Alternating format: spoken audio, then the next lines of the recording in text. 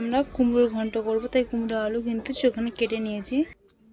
আর নিয়ে নিয়েছি জিরে বাটা, আদা বাটা। প্রথমে কড়াই গরম হয়ে গেছে, প্রথমে কড়াই তেল দিয়ে দেবো, তেজপাতা শুকনো লঙ্কা দিয়ে দিয়েছি। এবারে দিয়ে দেবো 5 ফোড়ন, নেড়ে চেড়ে দিয়ে দেবো আমি এই যে কাটা আলু আর কুমড়োগুলো দিয়ে ভালো করে লবণ দিয়ে ঢাকিয়ে ভালো করে একটু কষিয়ে নেবো। দিয়ে দিচ্ছি কটা কাঁচা লঙ্কা কাটা, সেটা দিয়ে দেবো পরিমাণ মতো লবণ,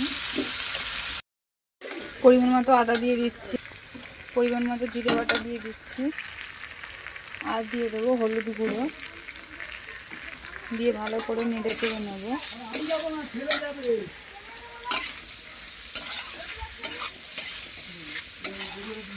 ভালো করে নেড়ে চেড়ে কষিয়ে নিয়ে জল দিয়ে দেবো।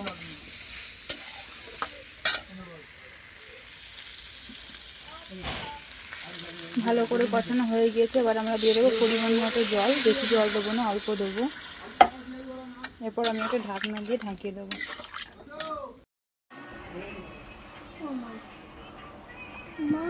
দেখে না বন্ধুরা, হয়ে গেছে কুমড়োর ঘন্ট, নামিয়ে নিয়েছি।